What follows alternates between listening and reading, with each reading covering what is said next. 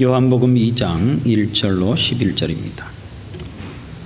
사흘 되던 날에 갈릴리 가나에 혼인이 있어 예수의 어머니도 거기 계시고 예수와 그 제자들도 혼인의 청함을 받았더니 포도주가 모자란지라.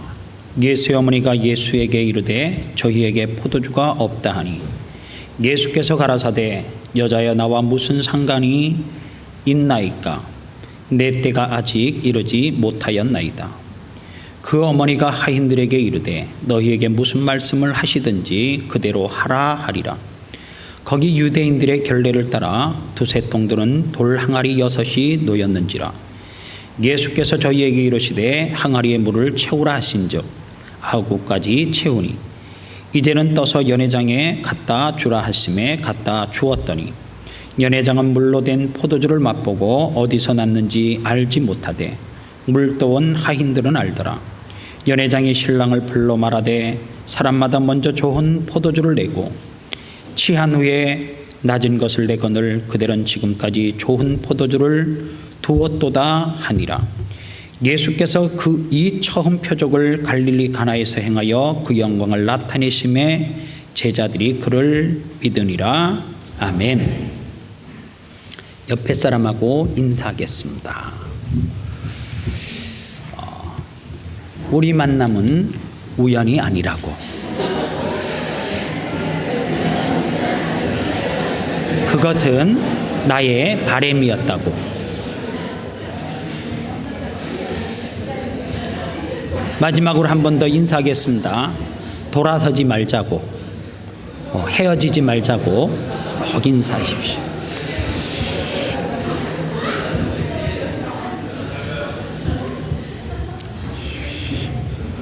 오늘 설교 제목이 만남의 축복입니다. 저와 여러분들의 만남은 우연이 아니고 그렇기 때문에 돌아서지 마시고 한 곳만 바라봤으면 좋겠습니다. 아내는 남편을, 남편은 아내를 꼭 바라보고 살았으면 좋겠는데요. 살다 보면 태어나 보니까 눈을 뜨고 보니까 어떤 여인이 내가 너를 낳았다고 주장을 하고 그 주장에 토를 달지 못하고 다른 아주머니를 엄마 삼고 싶지만 바꿀 수 없는 것은 어쩔 수 없는 정해진 사실이에요. 여러분들은 나를 낳아주신 부모님이 딱 눈을 뜨고 만족해 이렇게 했는지는 모르지만 저는 도시를 한번 경험하고 나서 왜 내가 이런 집에서 태어나지 않았을까라는 생각을 사실은 했어요.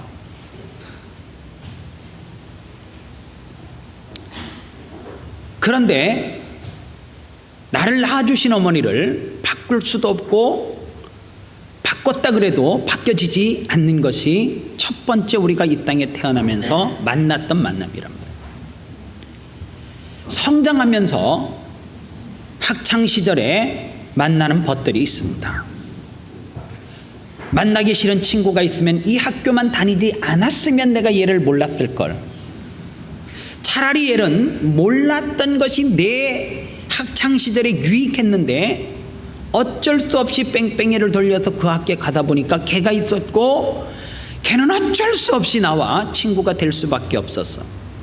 그리고 좀 더 성장하면서 우리는 이성과 결혼을 하면서 만날 때는 좋았는데 신혼을 지나고 조금 지나고 보니까 얘는 아닌 거지. 그런데 바꾸고 싶은데 바꿀 수가 없어. 그래서 때로는 혼자서 끙끙 앓기도 해. 솔직히 목사님, 부모님도 이해되고 학창시절에 만난 것도 다 용서가 되는데 부인만큼은 용서가 안 돼요. 이런 분들이 속으로 또 할 수 있는데 이런 만남은 참 어떻게 보면 성경에서 말하는, 성경에서 우리가 살아가면서 인생 가운데 만날 수 있는 순적한 만남일 수도 있는데, 우리가 살면서 원치 않는 그러한 만남, 즉 계도를 이탈하는 만남도 있다는 거예요. 이번 주에 어떤 자매가 저에게 정말 긴 장문의 편지를 썼어요. 그래서 제가 그 메일의 답을, 이 설교 원고를 그대로 썼던 거를 이렇게 파일을 전송을 해서 이 오늘 본문 제가 가지고 있는 이 원고를 그대로 답으로 보냈습니다. 사연은 이렇습니다. 26살 때쯤 주일학교 교사를 했고, 어느 날 교사를 잘하고 있던 몇 년이 지났는데 자기가 가르치는 학부형이 자기를 만나자 그래서 우리 아이를 잘 가르쳐줘서 너무너무 감사하고, 성격이 바뀌고 뭐가 바뀌고 막 그러면서 자기를 그렇게 칭찬을 하더라는 거예요. 그런데 그 만남이 교회 밖에서 한 번, 두 번 만나다 보니까 어느 정도 만남이 지속됐는가 하면, 지금 그 여인은 나이가 41살이에요. 무려 15년 동안 그 만남을 지속했고, 그런데 제가 너무 충격적인 게, 나는 그 여인보다 그 여인이 이야기하는 어머니 권사님을 알아요. 그래서 제가 충격이 됐던 게 뭐냐면, 그 권사님은 저에게 늘 이런 말씀을 했어요. 우리 딸은 가지고 있는 능력이, 여잔데 능력이 있어가지고 저렇게 결혼도 안 하고 혼자 저렇게 잘 산다고, 이제는 결혼을 하라고 포기를 했다고. 그런데 그 딸은 26살서부터 41살이 될 때까지 어떤 한 남자를 만나게 되어졌고, 그 남자로 통하여서 이 처녀는 결혼을 하지 못하고 41살이 될 때까지 완 거예요.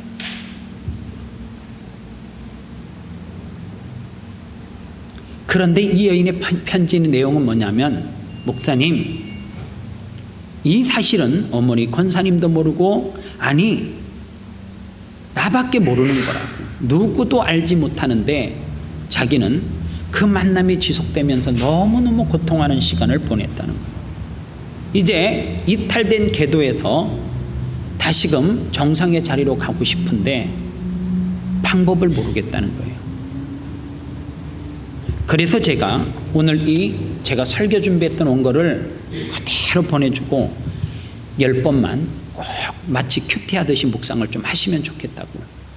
그리고 10번을 묵상을 하고 난 다음에 다시금 또 제가 연락을 하겠다고. 왜 제가 이 본문을 줬느냐 하면, 오늘 성경 요한복음 2장 1절로 3절 내용의 머릿 말씀을 정리하면, 사흘째 되던 날 갈릴리 가나에 혼인이 있어 예수의 어머니도 거기 계시고 예수와 제자들도 혼례 청함을 받았더니, 그 다음에 보니까 포도주가 떨어진지라. 여러분들, 우리 인생은 언젠가는, 아니 시기적인 차이가 있겠지만 포도주가 떨어질 수 있어요. 오늘 성경에서 포도주가 떨어졌다라고 하는 것은 무엇을 의미하느냐 하면, 잔치를 벌이고 하객을 많이 초청하고 난 다음에 중간쯤 지날 때쯤 청한 하객들에게 베풀 음식이 떨어진 거예요. 즉 잔치를 준비한 주인 입장에서는 엄청난 인생 가운데 곤란한 일을 당할 수 있는 상황이죠. 이게 포도주가 떨어짐으로 시작된다는 거예요. 오늘 여러분들의 삶 가운데 어쩌면 마치 인생 가운데 포도주가 떨어진 것과 같은 위기와 고비가 찾아올 수 있다라고 하는 이야기입니다. 그런데 이 말씀이 그 자매와 너무 오버랩이 되는 거예요.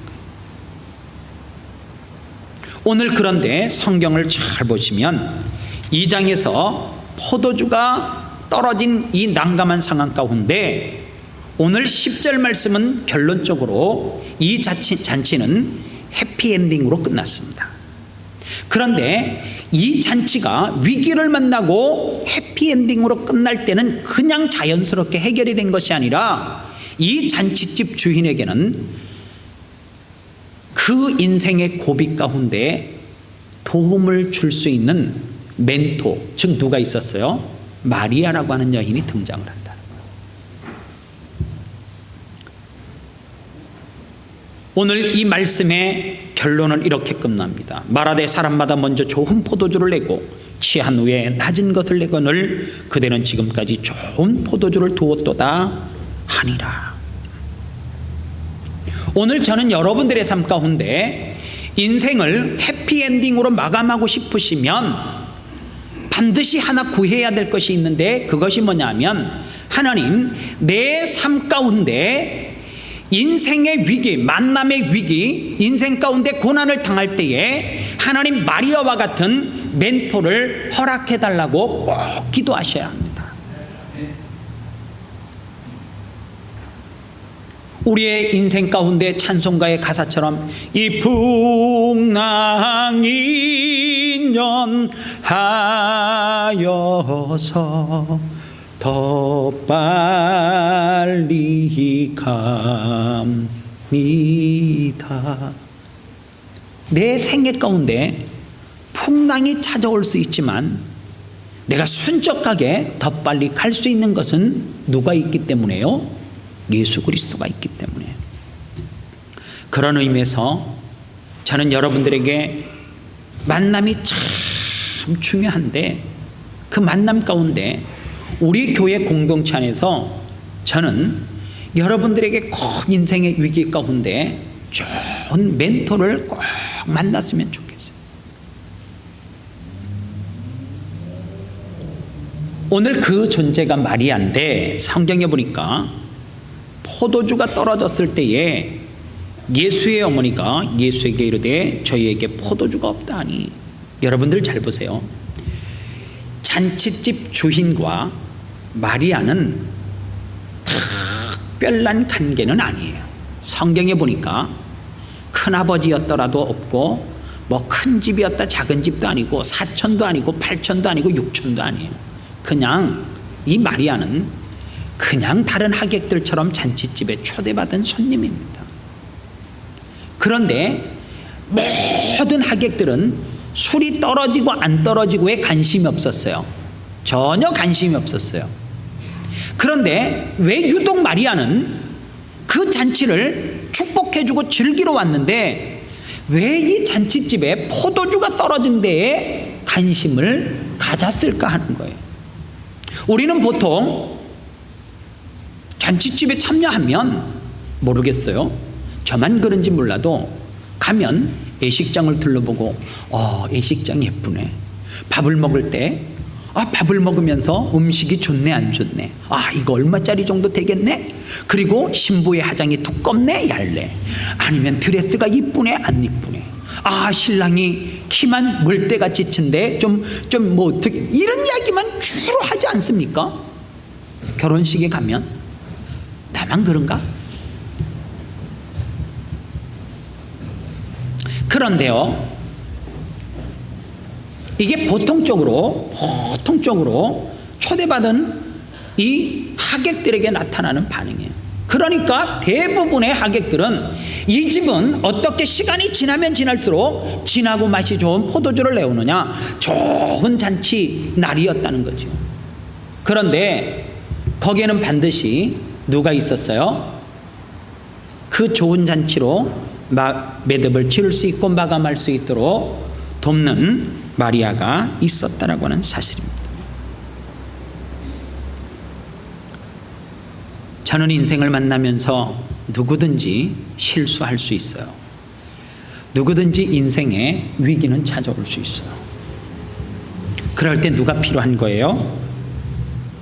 마리아와 같은 멘토가 필요한 거예요. 저에게도 참 좋은 멘토가 있습니다. 그런데 어느 날 서로 한국에서 어깨를 내어주고 어깨를 기댈 수 있는 평신도가 제게 있었어요.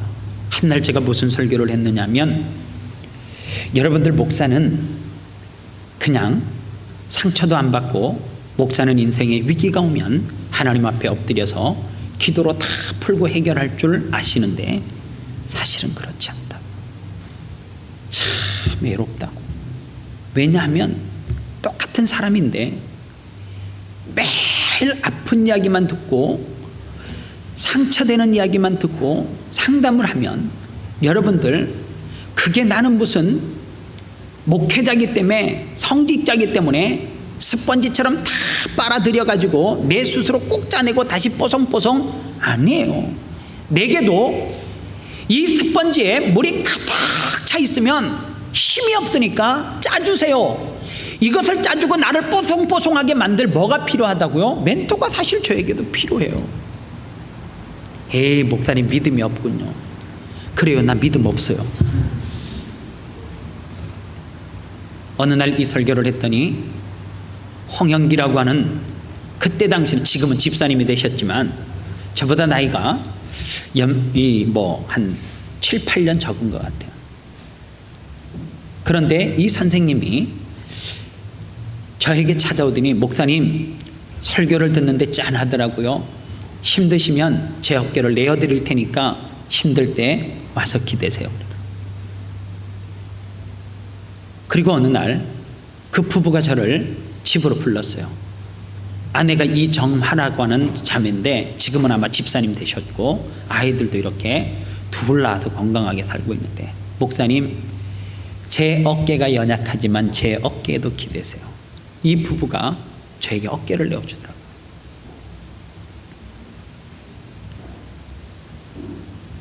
힘들 때 정말 내가 어깨를 기대고 위로를 많이 받았어요. 어느 날 내가 표정만 힘들어해도 말씀 문구를 보내주면서, 목사님 오늘 제가 이 말씀을 묵상했는데 너무너무 제게 힘이 됐던 말씀이에요. 그리고 제가 호주로 떠나왔고, 그리고 제가 호주에서 목회를 하는 가운데 서로 가까이서 어깨를 기댈 수 있는 거리가 안 된 거예요. 늘 주 안에서 기도하는데, 사람은 그렇더라고요. 가까이 있을 때 더 기댈 수 있는 거지, 몸이 멀어지니까 마음이 멀어지는 것도 맞는 것 같아요. 제가 몇 년 전에 손을 재수술하러 갔을 때 이 홍영기 집사가 상계동에서 저를 만났어요. 식당에서 같이 다른 신앙의 형제들과 만나서 이야기를 하는데, 이분은 삼성에서 핸드폰을 만드는 연구팀으로 있었는데, 제가 호주를 오고 난 다음에 1년쯤 지날 때에 회사에 사표를 내고 개인 사업을 하려고 준비를 하는데, 그 큰 회사에서 법무팀에서 자기를 기술을 빼내간 스파이로 해가지고 9시 뉴스에 나온 거예요. 홍아무개가 삼성의 핵심 핸드폰 기술을 빼내서 어디로 이렇게 뉴스. 그때쯤 그 친구가 저에게 전화를 했어요. 목사님 호주 살만해요? 제가 호주 가면 할 일이 없을까요? 글쎄, 내가 살고 있는 2층에 어떤 젊은 분이 계시는데, 그분은 LG라고 하는 큰 회사에서 무슨 카드에 무슨 여기에 센서 달린 거를 개발한 사람인데, 호주에 와서 이력서를 100군데 넣는데도 안 됐다 그러는데, 그래서 요즘은 홈청소 하는 것 같은데 모르겠다고, 어떻게 살아야 될지 여기 와서 그거라도 하고 그냥 목사님 곁에서 그렇게 신앙생활 하면 안 될까요? 그러길래 하하하 웃고 제가 만났어요. 근데 만났을 때 그 얘기를 하는 거야. 제가 한번 지나가면서 그 얘기했을 때 그 사건이 있었다고. 얼마나 내가 미안한지. 밥을 먹다 눈물이 나는 거야. 2년 동안 소송에 말려서 그 큰 회사 법정팀과 싸우는데, 기댈 수 있는 어깨가 나라고 생각했는데 이분은 호주 가가지고 자기도 정신 못 차리는 것 같아. 보니까 느낌으로 이분도 지금 교회에서 자리 못 잡고, 느낌 모르겠대 그거. 사실 그때 시기가 나도 정신없을 때요. 그런데 그분이 하시는 이야기가 기댈 업계가 없으니까 그때는 정말 주님을 찾게 되대요. 오늘 그래서 저는 여러분들에게 인생 가운데 크게 두 가지의 만남, 이 두 부류의 만남이 있는데, 첫 번째는 우리가 이 땅에서 살기 때문에 마리아와 같은 멘토가 꼭 필요하다라고 하는 사실입니다. 그러면 마리아는 어떤 여인이었는가? 마리아는 첫 번째로 주님을 향한 확신이 있는 사람이에요. 이런 멘토가 왜 중요하냐 하면, 여러분들 주변에 아무리 좋은 친구가 있어도 제 나이 또래 돼서 돈 좀 빌려주세요. 10명 중에 1명은 빌려줄 수도 있겠지만 9명은 있으면서 형편이 좀 뭐 그런데요, 죄송하고 뭐 핑계를 댈 거 아닙니까? 왜 그런 줄 아십니까? 자기가 가진 것이 다기 때문에 그런 거예요. 그러나 마리아는 여러분들 잘 보세요. 어떤 존재냐면 주님을 향한 확신이 있었어요. 이 말이 무슨 말이냐? 마리아가 무슨 아주머니가 능력이 돼가지고 그 잔치집의 문제를 해결하는 것이 아니라, 마리아는 마리아 뒤에서 역사하시는 누구를 믿은 거예요? 살아계신 하나님에 대한 확신이 있으니까, 예수 그리스도에 대한 확신이 있으니까, 이 잔치집에서 포도주가 떨어진 문제는 내가 해결할 수 있는 것이 아니라 내 속에 역사하시는 누가요? 하나님이 역사하시면 문제가 해결된다라고 하는 확신이 있었어요. 그래서 정말 좋은 멘토는 어떤 멘토냐? 확신 있는 사람. 무슨 확신요? 살아계신 하나님에 대한 확실한 마리아와 같은 고백에 있는 사람이 중요하다는 거예요. 여러분들 요즘 젊은 엄마들, 주일학교 자녀를 둔 엄마하고 이제 다 키우고 난 다음에 이제 자녀들이 다 성장해서 또 출가하고 막 이런, 또 그 위에 엄마들이 있잖아요. 누가 믿음이 더 좋을 것 같아요? 누가 믿음이? 미안하지만 연세 드신 어머니들의 믿음이 더 좋아요. 왜 더 좋냐면, 뭘로 믿음이 좋은 거를 목사님은 단정할 수 있습니까? 이유는 딱 하나예요. 그분들은 교육학을 배우지도 않았어요. 교육이 뭔지도 사실은 잘 몰라. 딱 하나 알았거든. 뭐를 알았어요? 요즘의 부모님들은 뭐를 믿어요? 학군을 믿지.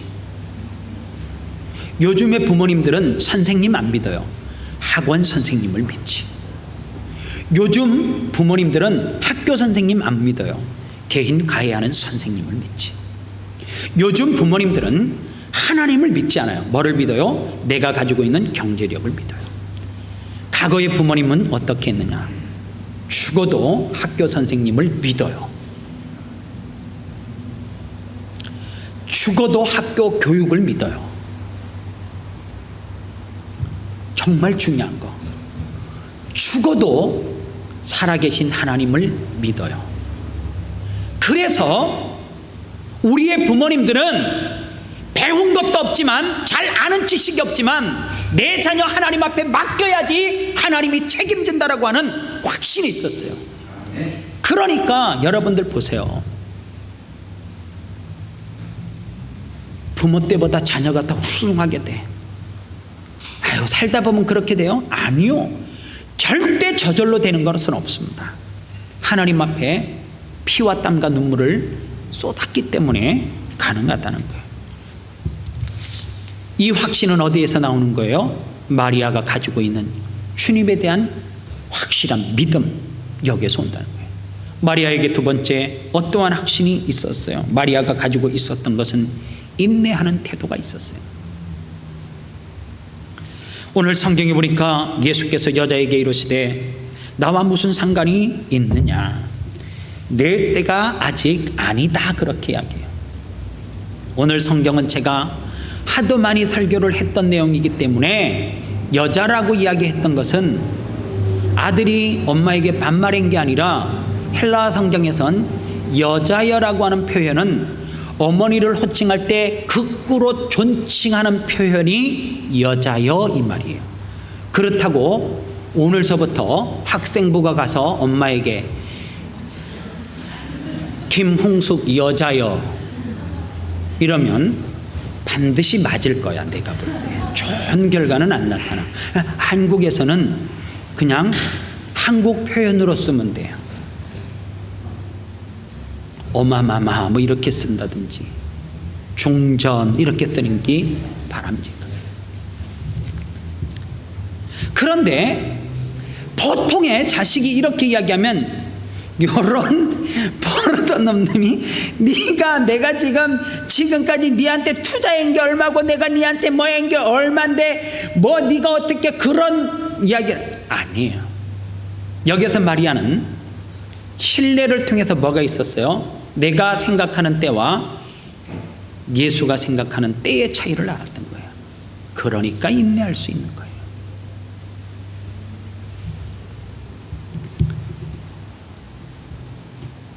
옛날 어떤 이야기 가운데 그리스 신화에 이런 내용이 나옵니다. 어느 요정이 있는데 이 요정은 노래로 너무너무 사람을 유혹하는 감수성이 있나 봐요. 그래서 그 배에 타고 있는 선원들을 어떻게 하는 거예요? 노래로 통하여서 선원들을 다 혼미케 해가지고 그 배가 위기에 빠지게 만드는 요정이 있는 거예요. 그런데 지금까지 넘어가지 않는 요정이 없었어요. 지혜로운 한 선원이 있었습니다. 자기도 그 노래를 들으면 넘어갈 수밖에 없을 것 같아. 이 지혜로운 선원이 그 요정이 노래를 시작하니까 옆에 있는 동료 선원에게 무슨 부탁을 했냐면 나를 이 기둥에다가 묶어달라고. 뭐하지 않게 그 노래의 감미로움에 취해서 흐물흐물 유혹에 넘어가지 않게. 여러분들 이게 누구예요? 멘토지. 여러분들 위기 가운데 도움을 구할 사람이 있어요? 진짜 어깨를 기댈 만한 사람이 있습니까? 아름다운 교회 안에서 그런 좋은 신앙의 동력자가 있는지 모르겠어요. 오늘 저는 여러분들이 첫 번째로는 그런 사람 되기를 원해요. 마리아와 같은 사람이 되기를 원해요. 그래서 누구에게든지 어깨를 내어줄 수 있는 사람이 되기를 원하고 또 그 어깨에 기대서 도움을 받았던 사람이 또다시 마리아처럼 성장해서 확신 있는 믿음을 가지고 누군가에게 또 어깨를 내어줄 수 있는 성숙한 성도들이 되기를 바랍니다. 그리고 마리아는 세 번째로 어떠한 귀한 점이 있었느냐 하면 순복할 줄 아는 태도예요. 기다릴 줄 아는 거. 오늘 우리는 참 용서하십시오. 무슨 똥꼬집이 그렇게 찔겨가지고 나이가 들면 들수록 승복을 안 해. 승복을.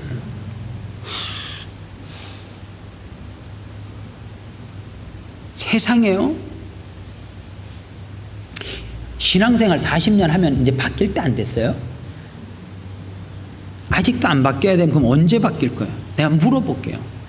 한 50년 신앙생활 하면 그 정도 설교 들은 게 축적이 되고 쌓였으면 내공이 좀 채워졌으면 멘토의 말도 좀 들을 줄 알고 그게 자녀라 할지라도 그게 어떤 목회자라고 할지라도 이제 듣고 좀 순종할 줄 알아야 되잖아요. 세상에요. 아마 막창이라고 하는 음식이 있잖아요. 사람을 만약에 먹을 수 있다면 사람 막창은 안 먹을 것 같아요. 어린 막창 아니면 똥꼬집이 얼마나 센지 찔겨도 얼마나 찔길 것 같아요. 세상에요. 말씀으로 이야기해도 안 바뀌고 뭘로 해도 안 바뀌고 죽어도 안 바뀌는 거. 죽어도. 근데 내가 물어볼게. 왜 예수 믿어? 안 바뀌려면. 왜? 말씀으로도 안 바뀌고 변화되지 않으려고 하고 내 울타리를 치고 있으면 뭐하러 예수 믿어요? 그냥 혼자서 도딱지. 그냥 다방면의 책을 다 보고 그냥 자기 만족으로 살지 뭐하라고 예수 믿어요? 하나님의 말씀으로 건면하면 이 땅 가운데 여러분들 제가 물어볼게요. 오늘 하나님 봤어요? 하나님 봐서 교회 나왔어요? 토요일 날 봤어요? 그래서 확신이 있어서 나왔어요? 아니에요. 하나님은 보이지 않아요. 하나님은 여러분들과 같이 걷지도 않아요. 그러나 하나님은 승천하셨기 때문에 우리에게 남겨주신 것이 뭐예요? 말씀 아닙니까? 말씀. 하나님의 말씀 가운데 능력이 있다고. 뭐 믿으라는 거예요? 말씀 믿으라는 거예요. 능력이 없어요? 무슨 능력이 없어 우리에게? 뭐가 없으니까? 확신이 없으니까 그렇지. 하나님은 우리에게 어떤 능력을 주셨어요? 하나님은 우리에게 엄청난 큰 능력을 주셨어요. 여러분들 마가복음 9장에 보면 어느 날 예수님께서 변화산에 기도하러 올라가세요. 그리고 제자들만 남겨놨어요. 신기하죠? 꼭 이럴 때 누가 찾아와요. 그런데 성경에 보니까 뭐라고 되어져 있어요? 귀신 들린 아들을 데리고 왔는데 물에도 넘어지고 불에도 넘어지고 이런 정신이 혼미한 아들을 데리고 예수님의 소문을 듣고 고쳐달라고 왔는데 예수님은 변화산에 가 있고 제자들만 남아있어요. 제자들이 남아서 어떻게 해요? 물에도 넘어지고 불에도 넘어지는 그 아이를 잡고 막 안수기도 하고 안찰하고 별짓을 했는데 얘는 더 날뛰고 안 낫네. 그때 예수님이 기도 마치고 변화산에서 내려왔어요. 보니까 미친 아이가 하나 설쳤으니까 온 사방 난장판이 됐겠지. 무슨 일이냐? 그랬더니 제자들이 상황을 이야기하는 거예요. 그때 예수님이 아이고 고생 많았다 얘들아. 지금까지 붙잡고 있었던 것도 대단하다. 아이고 고생 많았지. 걱정 말아야지. 내가 왔으니까 문제 해결 다 됐다. 고쳐줄게. 그랬어요? 아니요. 예수님께서 제자들이 그렇게 하는 모습을 보고 이 바보 같은 놈들아, 제가 성경을 너무 쉽게 풀어서 용서하십시오. 이 머저리 같은 놈들아, 너희들 어떻게 나만 없으면 이런 일이 비일비재하게 일어나느냐? 말이 돼? 내가 너희들에게 능력 줬어 안 줬어? 줬잖아. 그러면 그거 가지고 행하면 나야 되지. 왜 안 나? 왜 아직까지 나를 기대고 나 아니면 안 된다고 생각해? 나는 너희들에게 무엇을 줬어요? 능력을 줬다고. 두나미스 다이너마이트 같은 폭발 있는 힘을 줬다는 거예요. 그 힘을 가지고 어떻게 하면 돼요? 기도하면 낫는데 여전히 니들은 내 제자가 되고 그 기적의 현장을 함에도 불구하고 뭐하고 있다는 거야? 나 아니면 안 된다고. 미안하지만 이런 어리석은 성도들이, 제자와 같은 사람이 이 시대 가운데 얼마나 많은지 몰라. 그러니까 매일 용한 목사 쫓아다니지. 그러니까 매일 목사한테 사기당하지. 상처받지. 그러니까 기도원 가갖고 뭐 봤다 그러지. 뭘 봐요? 뭘 보기는. 우리 교회 성도들은 보지 마요. 그냥 나만 바라봐. 하고 나도 좀 썰렁하네요. 주님만 바라봐요. 제발 좀 주님만 봐. 하나님만 좀 바라보고 가요. 하나님만 좀 제발 의지해봐요. 믿어봐요.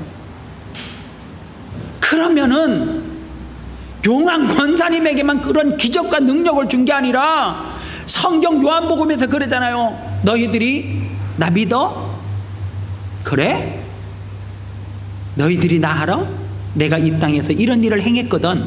이런 일이 어떤 일이에요? 마태복음서부터 요한복음의 사복음서에 기록되어져 있는 이적과 기적과 표적 이런 것들을 다 행한 거를, 아니 죽은 자 살리는 것도 받지 않냐? 그런데 내 뒤에, 즉 누구예요?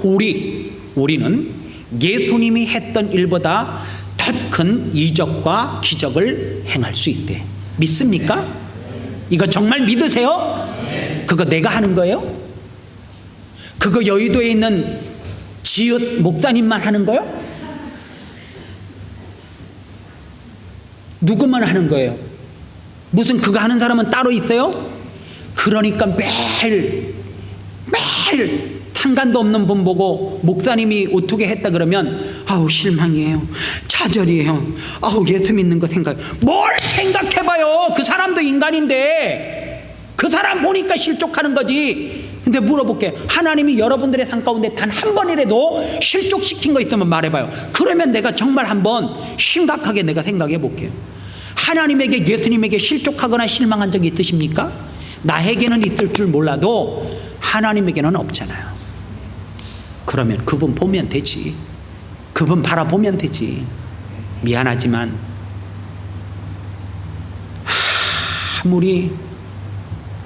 아무리 존경해도요, 믿는 순간에 발등지키게 되어져 있어요. 오늘 저는 여러분들의 곁에 이 땅에서 마리아와 같은 영적으로 확신 있는 그러한 멘토가 있기를 축원합니다. 두 번째로 어떤 멘토가 있었으면 좋겠냐면, 두 번째 우리가 꼭 만나야 될 멘토가 마리아 그 너머에 있는 마리아 가운데 역사하시는 예수 그리스도. 그래서 여러분들, 나는 물을 가지고 포도주 만들 수 있는 능력은 없지만 내가 예수가 그것을 행한 것을 봤기 때문에 누구를 믿는 거예요? 마리아는 나를 믿는 게 아니죠. 나를 믿어서 내가 가진 지식이 있어서 멘토를 하는 것이 아니라, 멘토는 절대 똑똑한 사람 하는 거 아니에요.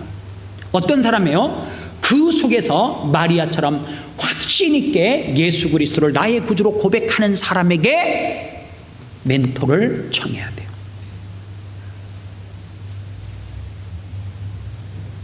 그것이 없으면 상담에서 끝나는 거지. 아는 지식의 상담으로 끝나는 거예요. 마리아는 보세요. 내가 뭘 할 수 있는 것이 아니라 하인들에게 말하잖아요. 저분이 시키는 대로 너희들은 순종해라. 마리아가 한 거는 뭐예요? 부탁인 거예요. 누구에게? 종들에게, 하나님에게. 오늘 여러분들, 예수 그리스도는 어떤 분이에요?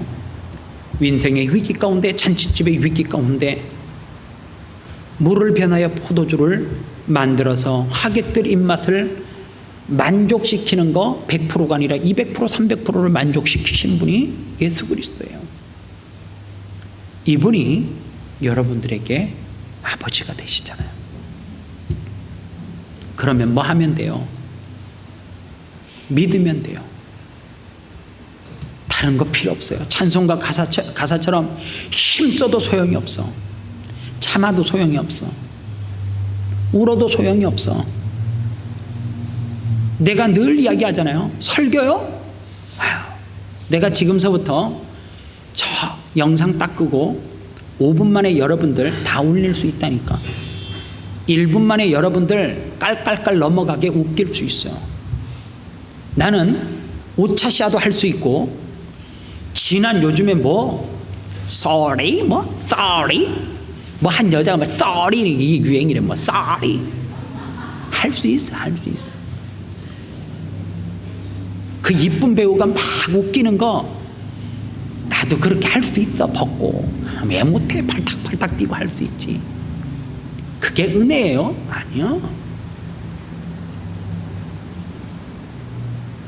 은혜는 예배 가운데 길을 걸어갈 때 묵상하면서, 신앙 안에서 함께 교제하면서 은혜는 한없이 받을 수 있어요.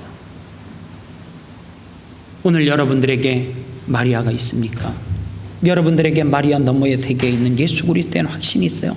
그래서 한 단계 더 나가면 여러분은 어느 신앙의 단계가 되면 애기처럼 이거 해주세요, 이거 할게요, 이런 소리 하는 게 아니라 마리아의 자리로 가야 돼. 내 어깨를 다음 세대에게 내어주고 기대게끔 해야 돼. 그게 성숙된 신앙이냐. 성숙된 신앙이야. 여러분들, 장로님들, 어깨를 내어 드릴 준비가 되어져 있어요? 확신이 있습니까? 권사님들, 마리아처럼 누군가 인생의 위기를 만났을 때에 확신 있는 예수 그리스도를, 그분을 의지하여서 힘들어하는 그 성도에게 찾아가서 위로할 수 있는 진실한 진정한 멘토가 되어줄 수 있는 확신이 있습니까?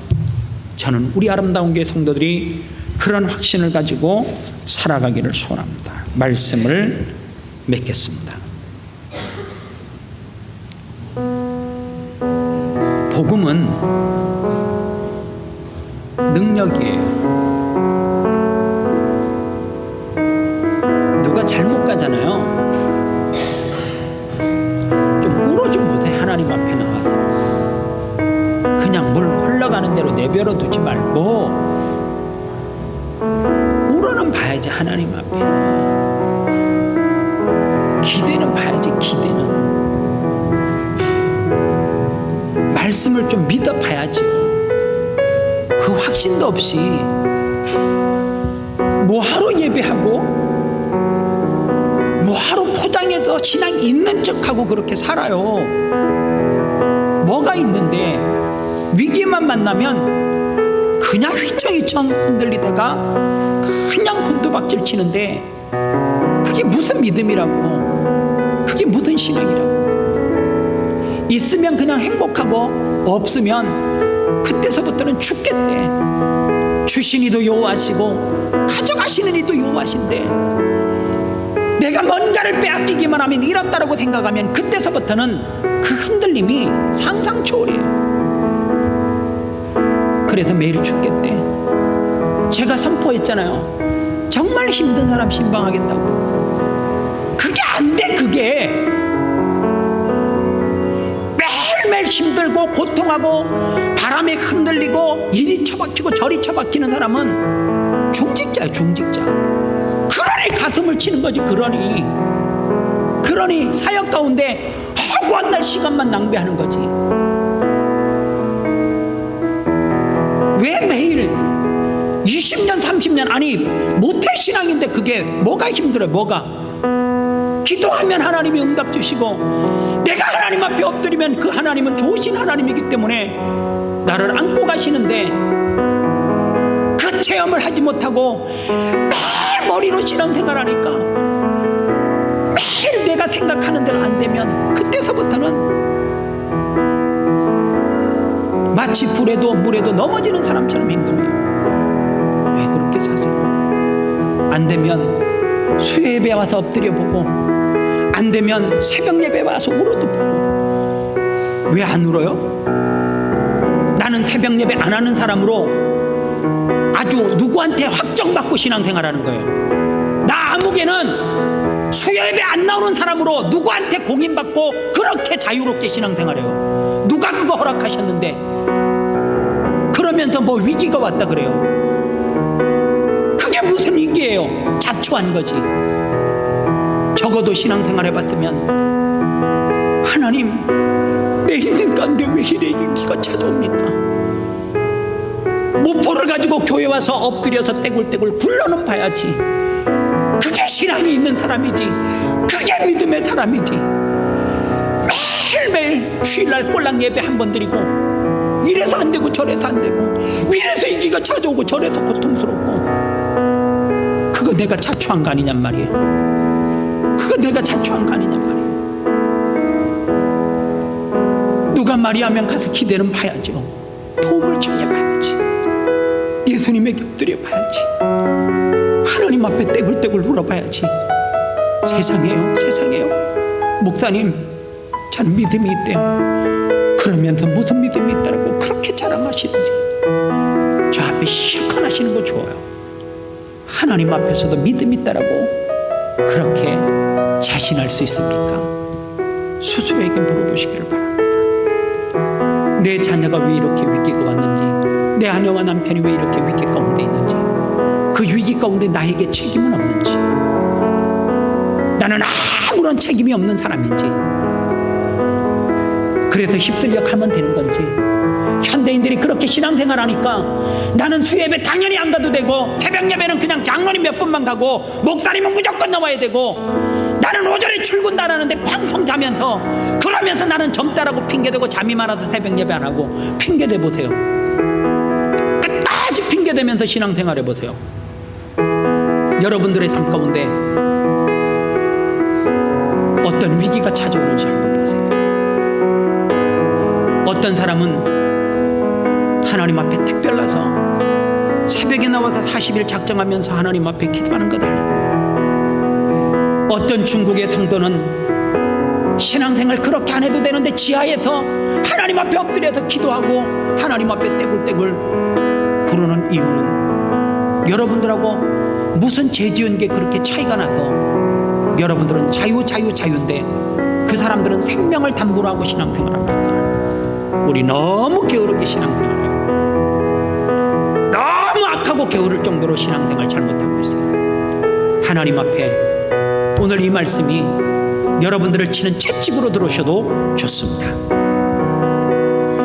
나를 향해서 꽂는 메시지라 그래도 좋아. 어떤 각도로 들으셔도 좋은데 오늘 여러분들은 반드시 해야 될 것은 하나 있어요. 인생의 위기가 왔으면 마리아와 같은 기댈 수 있는 사람, 그 문제를 해결할 수 있는 예수 그리스도가 반드시 필요합니다. 이 시간 말씀을 생각하면서 오늘 찬양 드리겠습니다. 두 손 들고 찬양합니다.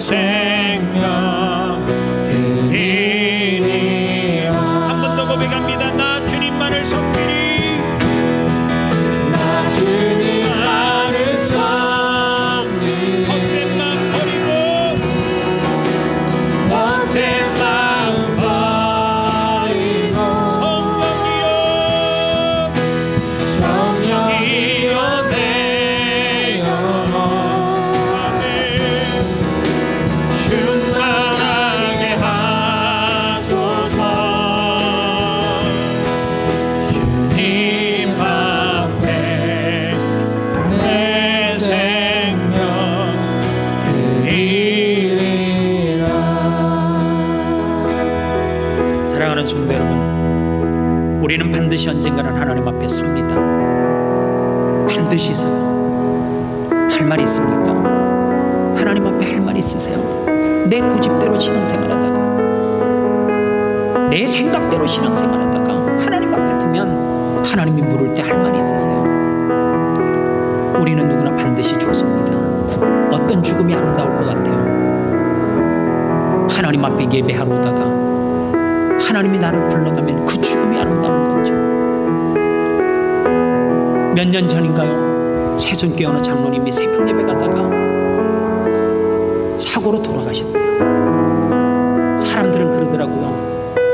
그 연세에 뭐하러 새벽 예배를 나가냐고. 차가 싱싱싱 나는데 누가 그 죽음 앞에 그렇게 비아냥거리고 웃을 수 있고 욕할 수 있어요. 그 죽음이야말로 순교와 같은 죽음이지. 다시 한번 여러분들에게 간곡하게 부탁할게요. 아니 말씀으로 권면할게요.